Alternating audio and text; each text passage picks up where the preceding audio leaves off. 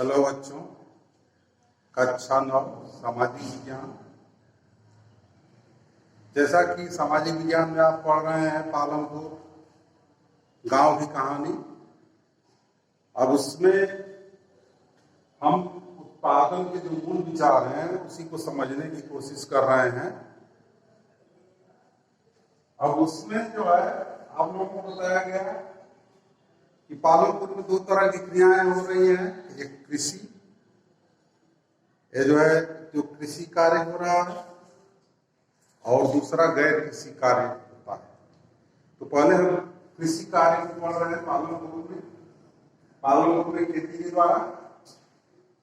उसमें जो है आप लोगों को बताया गया 7 भागों में बांट करके हम पढ़ रहे हैं पालनपुर में खेती। तो इसके पहले हम लोग जो है पढ़े कि पालनपुर में भूमि का वितरण कैसा है। अब हम पढ़ेंगे कि श्रम की व्यवस्था जो है कौन करेगा।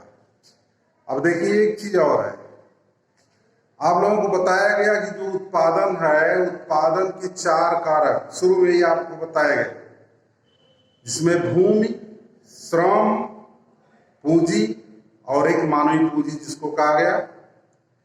तो ये भूमि, अभी तो हम पालनपुर में खेती के द्वारा भूमि के बारे में पढ़ रहे हैं, लेकिन अब अगला चलिए श्रम के बारे में। दूसरा कारक जो श्रम है उसको पढ़ेंगे। तो श्रम की व्यवस्था, हम खेती कर रहे हैं तो श्रम की व्यवस्था कौन करेगा।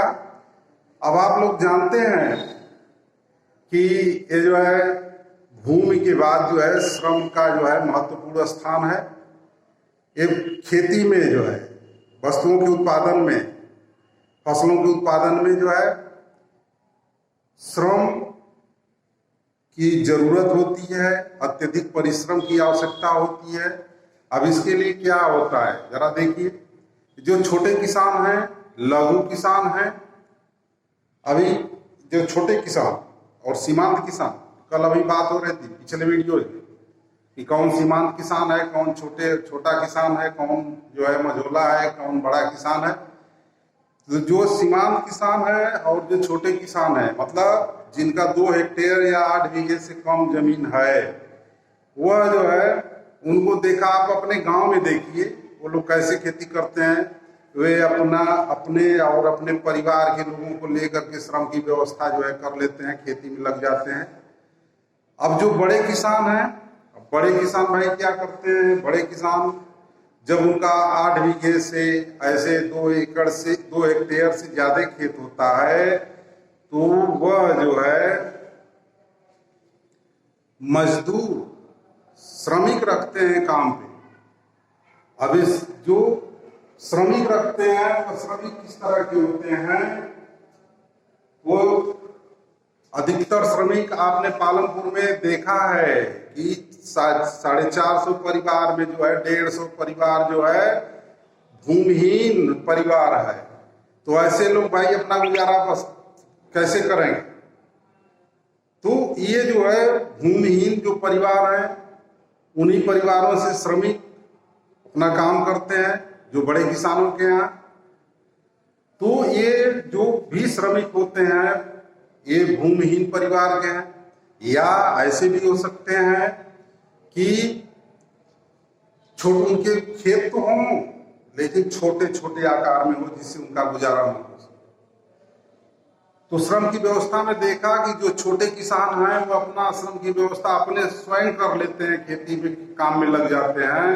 और जो बड़े किसान हैं, जो बड़े खेतिहर हैं, उनकी वो मजदूरों की व्यवस्था करते हैं, श्रमिकों की व्यवस्था करते हैं, श्रमिकों के द्वारा ये खेती करते हैं। श्रमिकों की बात जब हो रही है तो ये श्रमिक अब काम तो करते हैं, खेती करते हैं, लेकिन फसल को उनका कोई अधिकार नहीं होता है। उनको मजदूरी मिलती है, उनको जो है मजदूरी मिलती है, काम के बदले मजदूरी मिलती है। जैसे किसानों का फसल पर अधिकार होता है, उस तरह से मजदूरों का कोई अधिकार नहीं होता। अब मजदूरी कैसे मिलती है उनको, मजदूरी जो है वो आप गांव में देखे होंगे, अपने घर पे देखे होंगे कि मजदूरी या तो नगद पैसा देकर दे देते हैं लोग, नगद मुद्रा के रूप में होती है, या मजदूरी वस्तु के रूप में, वस्तु का मतलब अनाज के रूप में आपने गांव में देखा। घर पे देखा होगा, श्रमिक लगाए, काम किया और जो है उसको अनाज के रूप में जो है मजदूरी दे देते हैं, नगद रूप में या वस्त्र रूप में, कभी कभी उनको भोजन भी दिया जाता है। और ये मजदूरी में जो है ये नहीं कि सबको समान मजदूरी देते हैं, मजदूरी में भी भिन्नता होती है। किस तरह की भिन्नता होती है? एक क्षेत्र से दूसरे क्षेत्र, मान लीजिए आपका एक क्षेत्र है, यहाँ पर मान लीजिए गेहूं की कटाई हो रही, कटाई की मजदूरी कुछ है, तो और दूसरे गांव में कुछ ही दूरी पर जो है उस कटाई की मजदूरी दूसरी होगी। इस तरह समझते, एक क्षेत्र से दूसरे क्षेत्र में जो है काफी भिन्नता होती है मजदूरी में। और जो है एक फसल से दूसरे फसल के रूप में भी जो है मजदूरी में भिन्नता होती है। अभी धान की कटाई का कुछ लेंगे, गेहूं की कटाई का कुछ ले सकते हैं, इस तरह से। तो ये जो है एक फसल से दूसरे फसल में भी मजदूरी में भिन्नता हो सकती है, और एक कृषि कार्य से दूसरे कृषि कार्य में भी भिन्नता हो सकती है। जैसे आप देखे होंगे अपने गांव में कि मान लीजिए कटाई करनी है, गेहूं की कटाई करनी है, तो उसकी मजदूरी अलग होगी, उसकी मजदूरी अलग लेते हैं कि नहीं इतने के अनाज के रूप में हम इतने किलो लेंगे, ऐसे लेंगे। अभी उसकी बुआई करनी हो, निराई गुड़ाई करनी हो, तो उसकी मजदूरी अलग होती है। ये देखिए श्रमिकों के साथ है। अब मजदूरी ये जो श्रमिक है वो ये नहीं है, रोजगार की अवधि में भी उनकी भिन्नता होती है। रोजगार की अवधि मतलब समय में ये नहीं है कि अगर कोई श्रमिक है तो उसको पूरे सालों साल काम मिल गया। कोई दैनिक मजदूरी पर काम करता है, दैनिक मजदूरी पर लोग भी काम करते हैं। दैनिक मजदूरी मतलब जितने दिन आए काम किया उतना दिन का पैसा लिए हो गया, और दिन बैठे हैं।